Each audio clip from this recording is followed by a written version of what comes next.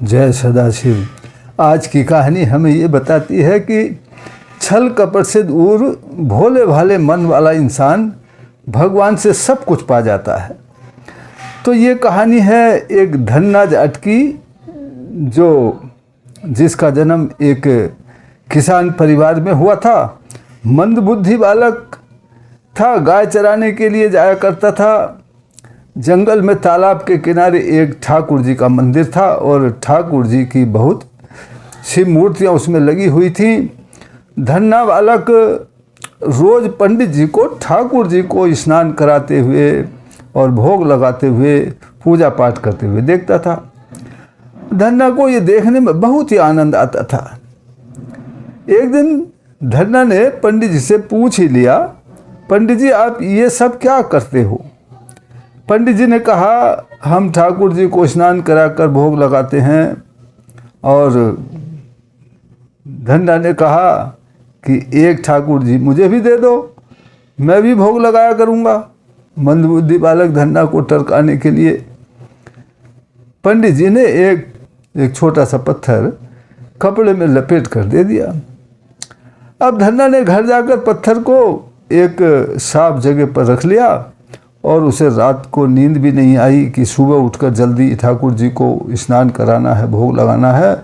सुबह जल्दी उठा और उठ कर के ठाकुर जी को स्नान कराया, भोग लगाया और भोग लगाने के लिए रोटी, मक्खन और लस्सी लेकर बैठ गया।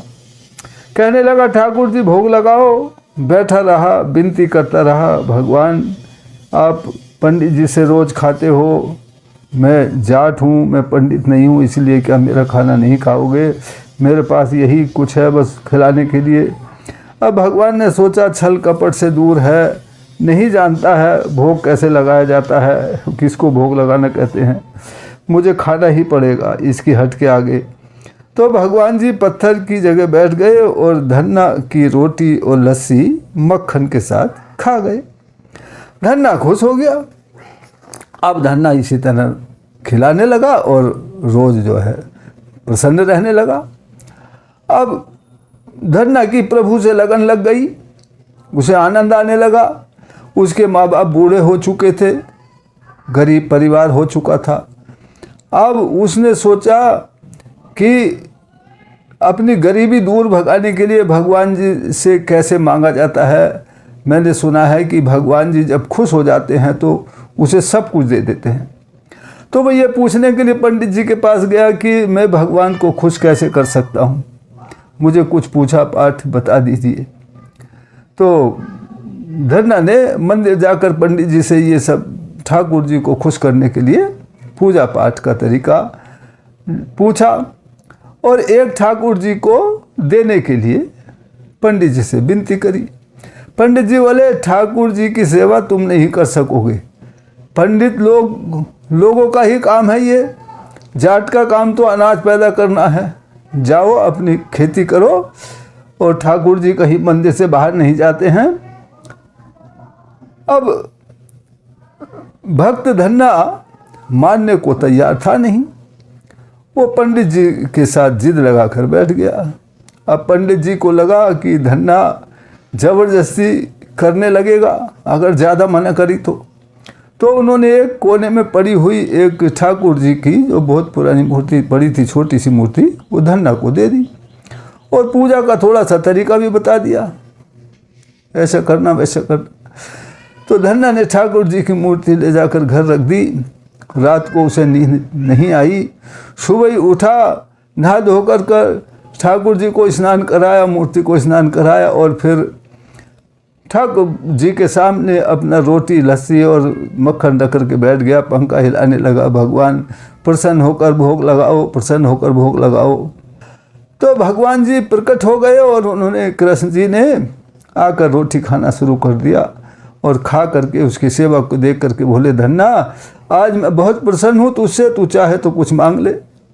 धन्ना ने कहा, प्रभु अभी अगर आप खुश हो तो मुझे दाल, चावल, रोटी, मक्खन और गाय भैंस दूध के लिए दे दीजिए ताकि मैं आपको अच्छे से अच्छा खाना खिला सकूं और सवारी करने के लिए एक आध घोड़ा दे दीजिए और बाकी कुछ कपड़े लत्ते ताकि मैं ज़िंदगी में खुश रह सकूं, अपना काम चला सकूं और आपकी सेवा कर सकूं।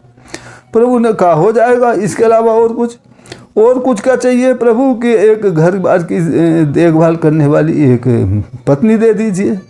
ठीक है, और कुछ क्या प्रभु? यही है कि जब मुझे ज़रूरत होगी तब आपसे मांग लूँगा, जब मैं बुलाया करूँ तो आप आ जाए करिए। कृष्ण जी बोले ठीक है, धन्य आज तूने सेवक बनकर मुझे अपना सेवक बना लिया। तो धन्य की जो है कुछ समय धीरे धीरे होते होते खेतों में खूब अनाज पैदा होने लगा। धन्य का काम अच्छा चल पड़ा, धीरे धीरे उसके सब काम बनते चले गए और धीरे धीरे धन इकट्ठा होता चला गया और धीरे धीरे धन्य जाट की जगह धन्य सेठ बन गया। तो ये होती है भक्ति, छल कपट के से दूर और भोले भाले मन से। तो हमें भी यदि भगवान से प्राप्त करना है कुछ तो बड़े भोले भाले बनकर मांगना चाहिए, बड़े भोले भाले बनकर ईश्वर की पूजा करनी चाहिए। जितना ज्ञानवान होकर ईश्वर की पूजा करोगे तो हम ईश्वर से ज़्यादा ज्ञानवान तो हो नहीं सकते, इसीलिए भोले भाले रहकर ही पूजा करने में हमको सब कुछ प्राप्त होगा। परम पिता परमात्मा सदाशिव हम सब का कल्याण करें, इसी प्रार्थना के साथ फिर मिलते हैं अगली वीडियो में। तब तक के लिए जय सदाशिव।